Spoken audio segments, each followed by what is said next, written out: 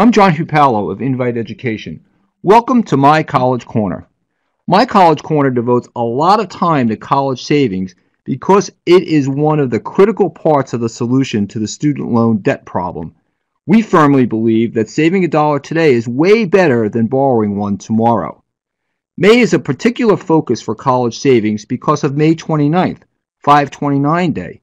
To bring focus to college savings, two industry heavyweights have previously visited My College Corner. Dr. Peter Mazareas helped launch the 529 college savings programs in the 1990s, and Wayne Weber is helping to drive some of the current innovation with his idea to permit savers to buy gift of college cards at national retailers such as Toys R Us and many others. Today, to close out our tribute to 529 Day 2017, we have another industry leader, but this time from a different perspective. For nearly 10 years, our guest, the Director of College Savings Research at Strategic Insight, has been the primary contact for proprietary data aggregation and analysis of 529 savings plans, 529 prepaid plans, and the new ABLE accounts. He authors Strategic Insight's weekly, quarterly, and annual business intelligence publications on the college savings market. He's the editor-in-chief of the 529-E newsletter and the 529 Insiders website for financial advisors, the media, and program managers. He also hosts one of the most influential 529 college savings conferences in the country. It's turned into a must-attend who's who for the industry. In short, if you want to know anything about the 529 programs, all you need to do is do what we're doing today, phoning up our guest in My College Corner, Paul Curley. Paul, welcome to My College Corner. Thank you, John. Thank you for the invitation to be here today, and much appreciated. Yeah, well, Paul, we're really glad to have you with us. You know, I started by noting that I can't think of 529 without thinking of you, because you've been able to do some really spectacular things with the 529 numbers.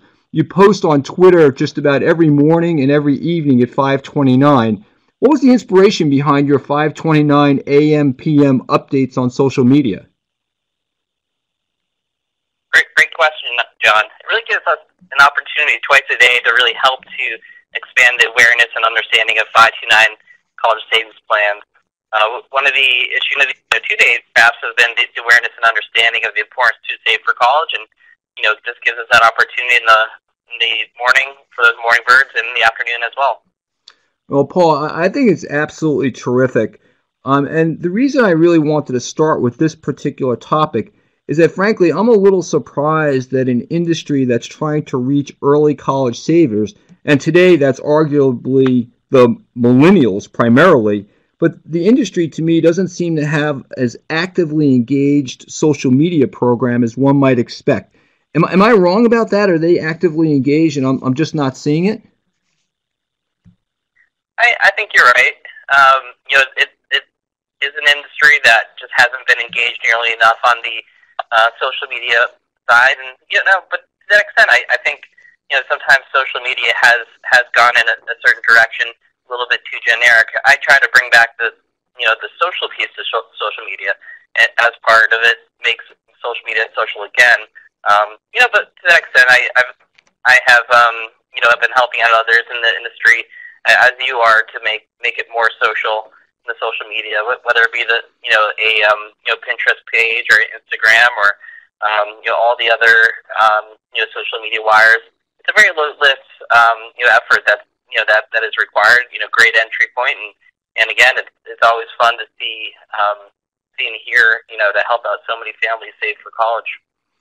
Paul, I'm glad that you put it that way. I have one housekeeping item. I ask all my guests this, and I was wondering for you personally, but you were at Emory for your undergraduate, Boston College for your MBA.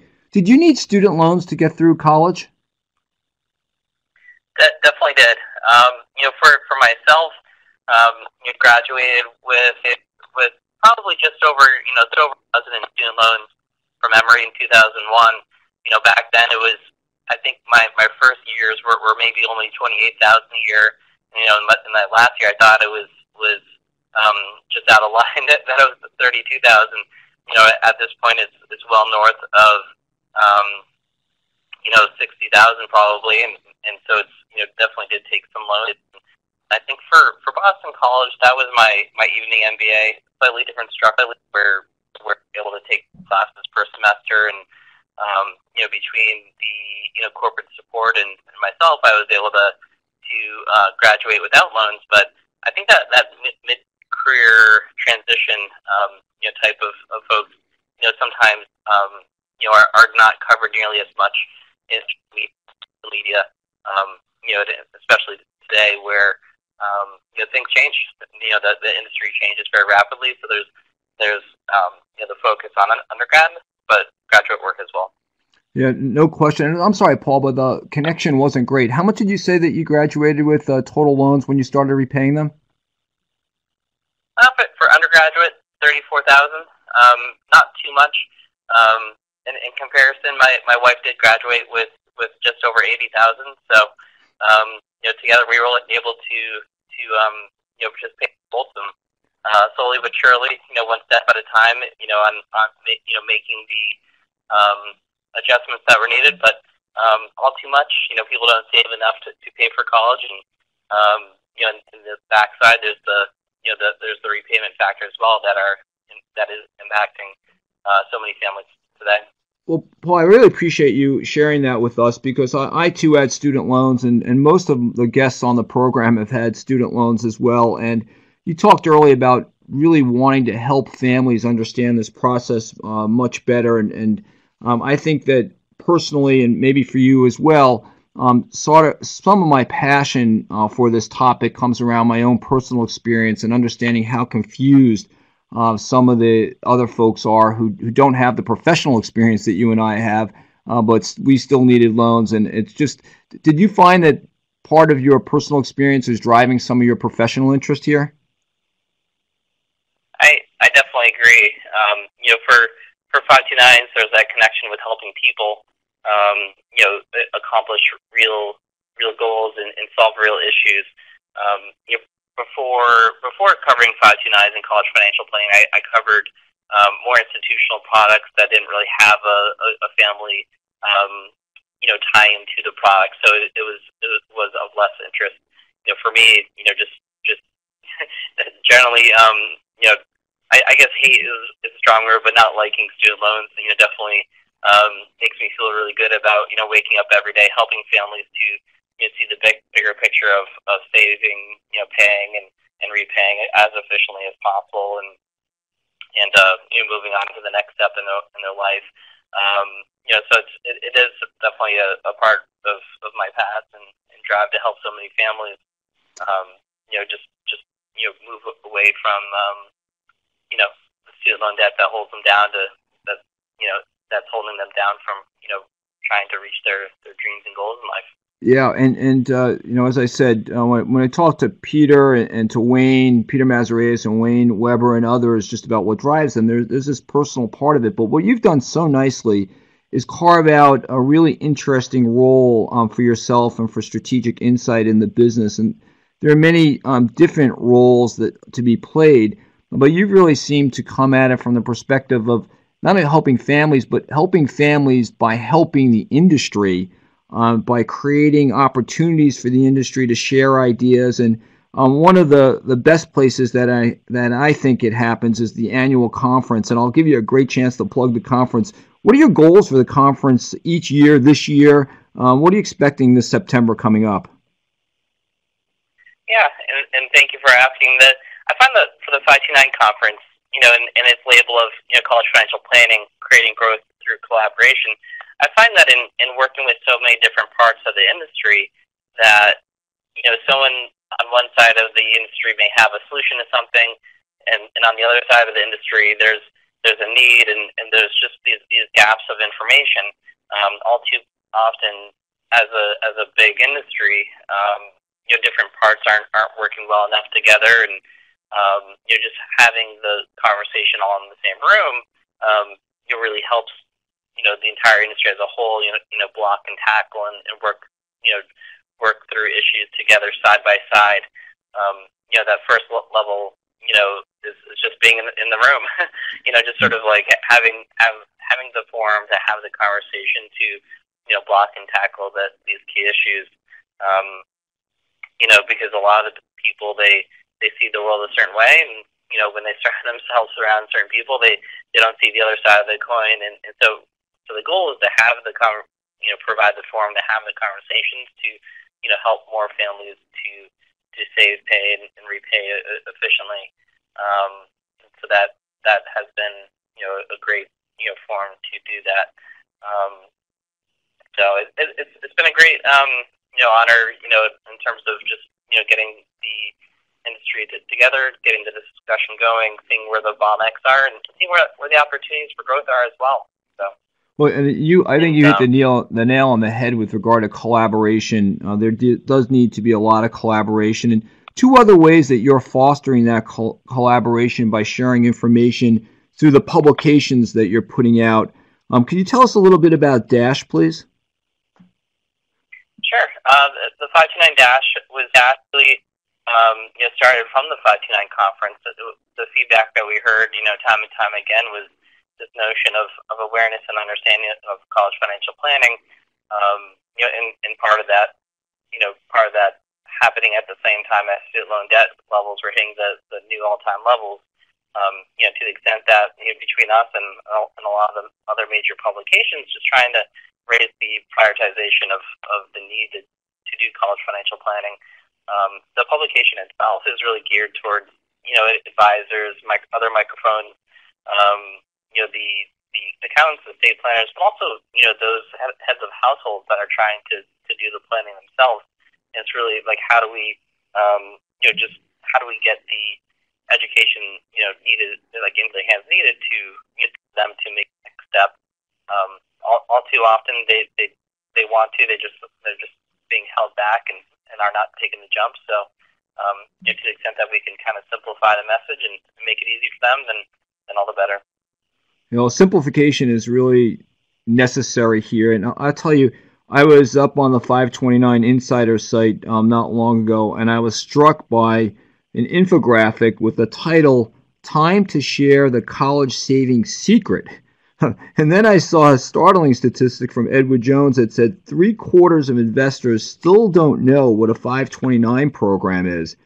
And I've scratched my head, Paul, because it's been 20 years since the Congress passed the 529 legislation.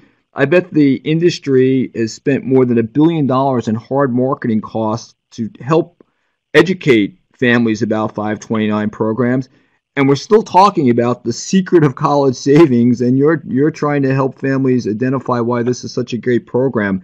Any thought about what needs to be done going forward to try to bring the 529 message to the broader audience?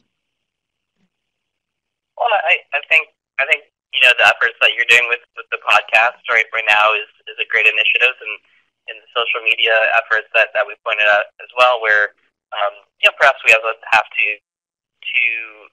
up our game a little bit and do a little bit more focus on the social media to help get the message out and work with the media more and but also just help to I find with some of the pockets being that there's been a lot of surveys recently that just show how much parents really do want better college financial planning, but sometimes they're just not getting the support to do it. For example, there's a lot of financial advisors that may say that it's small ticket, so they don't want to help. But in reality, the advisors should be doing the business because that's the most pressing need, for parents. So, to the extent that we can all work together, and get the message out there, and I think it will all help. I agree with you 100% on that point. And one of the things that we see is that parents often want the answer. They don't want to go through the process. So they want you to tell them, well, what's the best plan for me? And I think part of the issue, frankly, and we talked about this with Wayne in particular, is that the marketing groups did not have a chance to help name the program. So when you have a college savings program, fondly known as 529 program after a tax code section, that's a real serious impediment, I think, to wholesale marketing. And Wayne talked about something like having a Got Milk type campaign for the industry so that all boats would rise through this concerted effort. And when you talk about collaboration around your conference and other places, are you starting to see more collaboration in this idea that all boats will rise if there's a central message that's simple and easy, digestible for families to understand? I think so.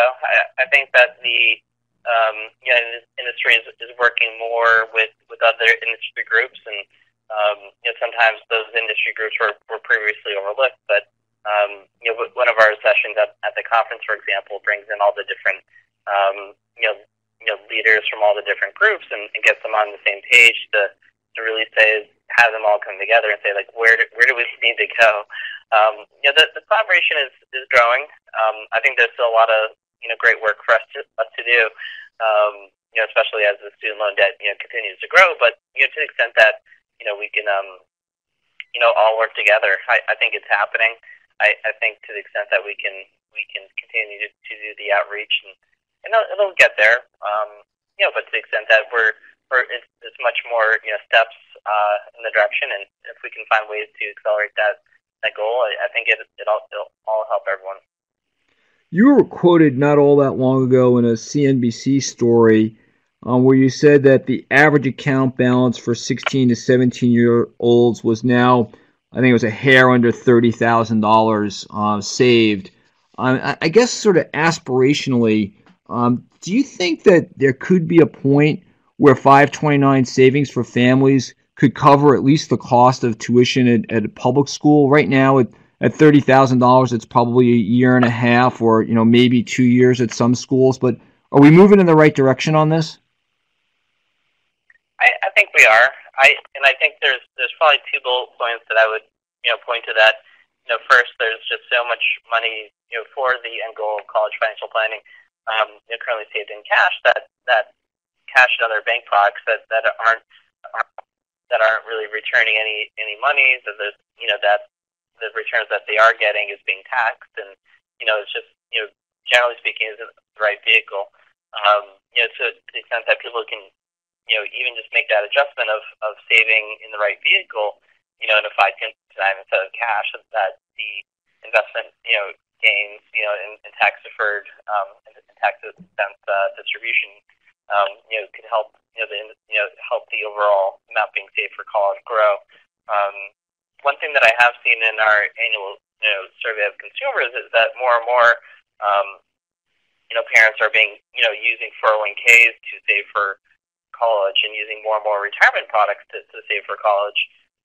That's slightly disconcerting, but to the extent that we can that will be identified and more families will use the right vehicle to save for college, I think it will help families get to the right level.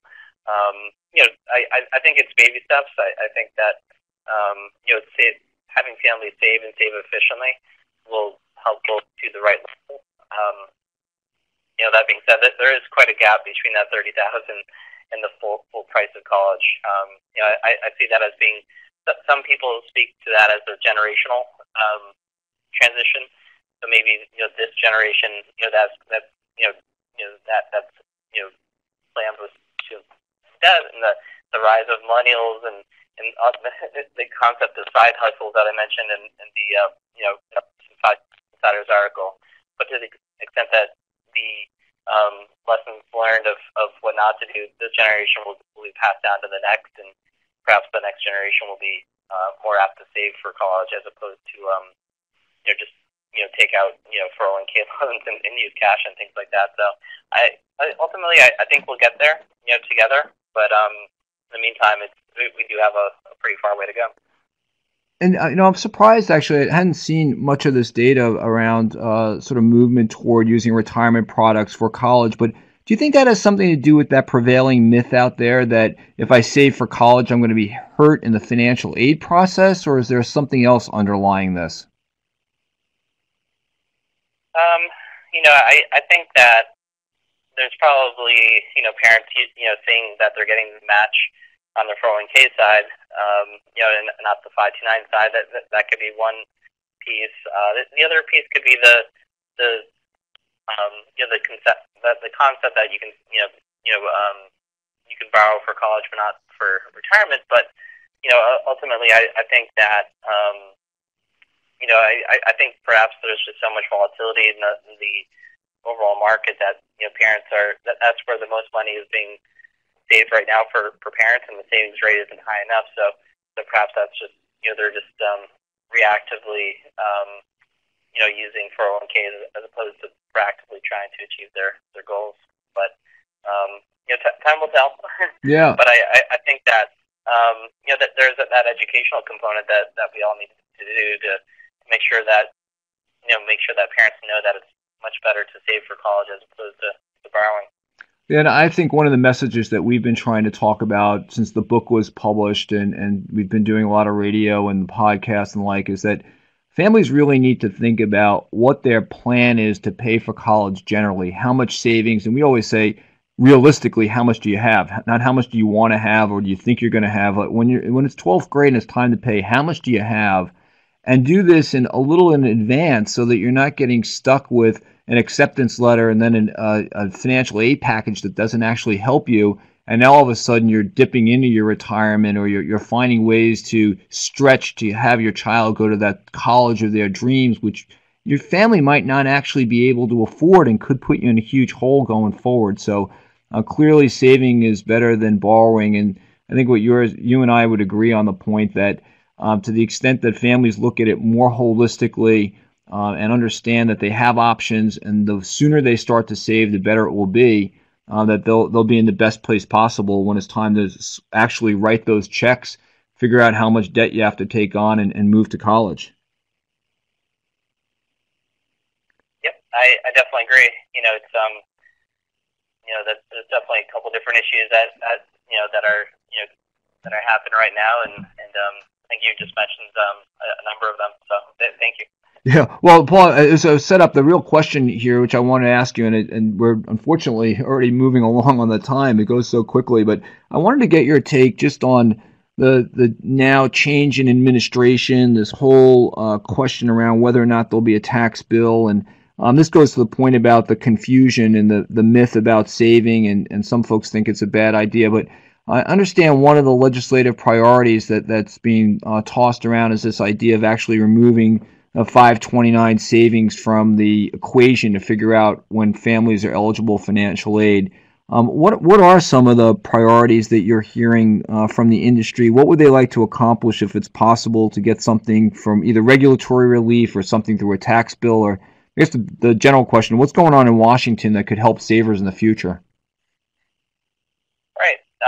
Right now there are a couple different bills that are going towards at least passage and consideration, and the current administration there's a very good likelihood that it will put.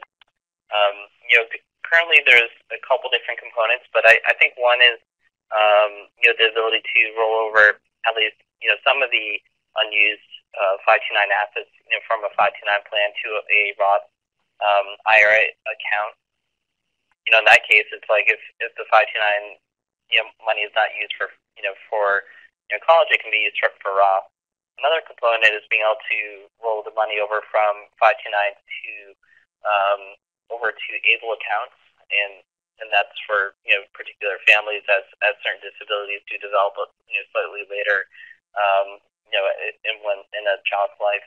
Another is the the number of reallocations and investment changes allowed. Currently there's some restrictions in terms of like the number of reallocations allowed per year, not number of withdrawals, and they're trying to just simplify the process and make it a little bit more straightforward for investors.